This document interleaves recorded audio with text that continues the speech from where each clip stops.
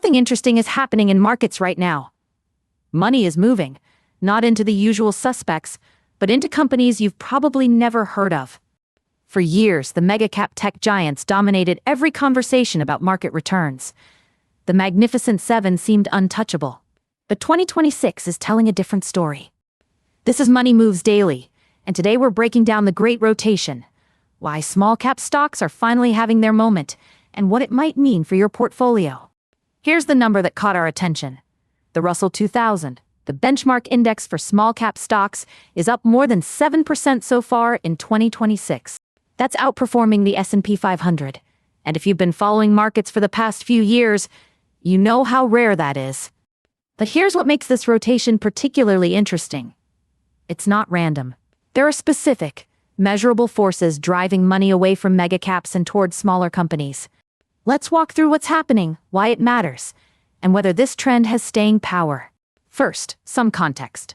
Small-cap stocks are generally companies with market capitalizations between $300 million and $2 billion. These aren't household names. They're regional banks, specialized manufacturers, niche software companies, businesses with real products and services, just on a smaller scale. From 2023 through most of 2025, these companies were essentially ignored. Investor attention and capital flowed almost exclusively to the mega-cap tech giants. The Magnificent Seven: Apple, Microsoft, Nvidia, Amazon, Google, Meta, and Tesla became shorthand for the entire market. If you owned those, you won. But that concentration created an imbalance. When a handful of stocks drive the majority of returns, the rest of the market becomes undervalued by comparison.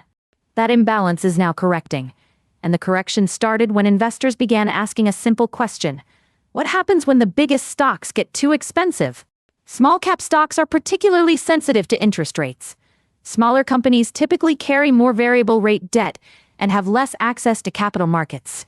When rates fall, their borrowing costs decrease more meaningfully than for large companies that can issue bonds at favorable terms regardless of the rate environment. Additionally, small caps derive more of their revenue domestically.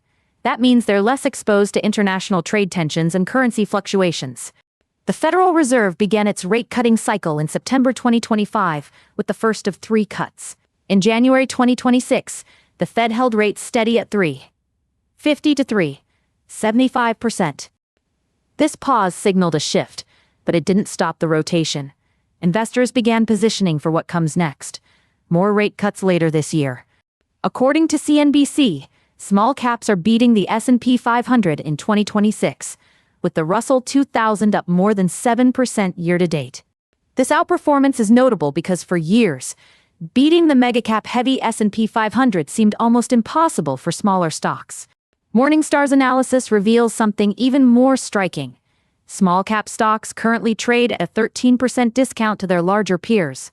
Compare that to large-cap stocks, which Morningstar says trade at only a 5% discount. The valuation gap is significant.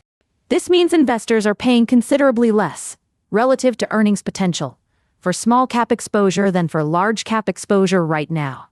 Franklin Templeton's Royce Investment Partners projects small-cap earnings growth at approximately 19% for 2026. That's a substantial growth rate, and it helps explain why money is rotating into the space. Earnings growth drives stock returns over time. Seeking Alpha's analysis puts it bluntly. Stretched valuations of large-cap tech stocks, namely the Magnificent Seven, are likely to drive a rotation to small caps in 2026. This isn't just speculation. Capital flow data shows institutional investors actively repositioning portfolios away from mega-cap concentration. Franklin Templeton noted that conditions are favorable for small-cap stocks to maintain solid momentum in 2026. They cite easing rates, broadening earnings growth, and cooling trade tensions as the primary tailwinds for the sector. The CME FedWatch tool, via JP Morgan analysis, shows futures markets pricing in approximately 2 rate cuts in 2026. The first cut is expected around June 2026. If that materializes, small caps historically tend to outperform in the months following initial rate cuts. Carnegie Investment Counsel noted that the iShares Russell 2000 ETF, ticker symbol IWM, jumped more than 3% during the February market rally. That single-session move demonstrates the kind of volatility, both up and down, that characterizes small-cap investing. Com's analysis confirms small-cap stocks continue to roar in 2026, with broad participation across sectors rather than a narrow rally. This broad participation matters because it suggests the rotation is structural, rather than driven by a few outlier stocks. Cabot Wealth Network makes the case that 2026 may be a turning point year for small-cap allocation in diversified portfolios. The historical pattern is clear. Small caps tend to outperform coming out of rate-cutting cycles. We're potentially in that window now. According to market data, the value rotation is accelerating alongside the small-cap rotation. Value stocks are outpacing growth across market capitalizations. Seeking Alpha commentary notes, after years of mega-cap tech dominance, capital is finally rotating toward value and cyclicals. This rotation isn't confined to U.S. markets. Global investors are also reassessing their mega-cap tech exposure after years of concentration risk building. For context, the top 10 stocks in the S&P 500 at various points represented over 30% of the entire index. It's historically unusual concentration. As of early 2026, that concentration is finally unwinding. Money is spreading across more sectors and market capitalizations. Now, let's be clear about the risks. The small-cap trade is not without significant challenges, and past performance does not guarantee future results. Smaller companies are inherently more volatile. They're more likely to fail. They often have less analyst coverage, meaning less market scrutiny. If the Fed's expected rate cuts don't materialize, say inflation stays stickier than forecast, the small-cap trade could reverse quickly. Some strategists argue the rotation is premature. Others warn that this time is different. Arguments have burned investors before. And the mega-cap tech bulls make a fair point. Perhaps those companies' AI investments justify their current valuations. So what does this mean for you practically? First, consider reviewing your portfolio's market cap allocation. Any investors don't realize how concentrated they've become. If you're heavily weighted toward large-cap growth, particularly through S&P 500 index funds, you may have significant mega-cap tech exposure without knowing it. The question isn't whether small caps are better than large caps. The question is whether your allocation matches your risk tolerance and investment timeline.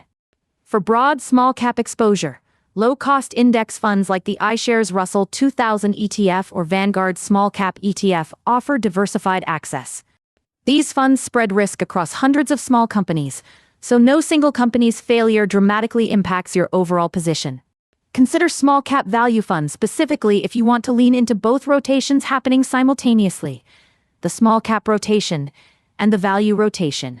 Position sizing matters here more than with large-cap allocations. Small caps are inherently more volatile, so this shouldn't be money you can't afford to see decline significantly. A common framework is keeping small-cap exposure to 10 to 20% of equity allocation, though your specific situation may call for different numbers. Watch the Federal Reserve closely. The small-cap thesis depends significantly on rate cuts materializing. If inflation stays sticky, the trade could reverse. June 2026 is the current expectation for the first rate cut this year. That date is worth monitoring as it approaches. Remember, reacting to one data point rarely works. The smart approach is knowing which data points deserve attention, then building a thesis over time. If you're considering adding small-cap exposure, think in terms of years, not months. The rotation may continue, or it may pause. Timing markets precisely rarely works. Historical data suggests small caps outperform large caps over complete market cycles, but with higher volatility along the way. The 13% valuation discount that Morningstar identified represents one of the wider gaps between small and large caps in recent years. Valuation gaps don't guarantee returns, but historically, buying assets when they're discounted relative to alternatives has worked out more often than not. The key question now is sustainability. Is this a short-term trade or a multi-year regime change in market leadership? If the 19% earnings growth projection from Franklin Templeton materializes, small-cap valuations become even more attractive relative to their earnings power. Diversification isn't about predicting which asset class will win. It's about ensuring you have exposure to multiple potential winners. For investors who've ridden the mega-cap wave for years, adding small-cap exposure isn't abandoning your winners.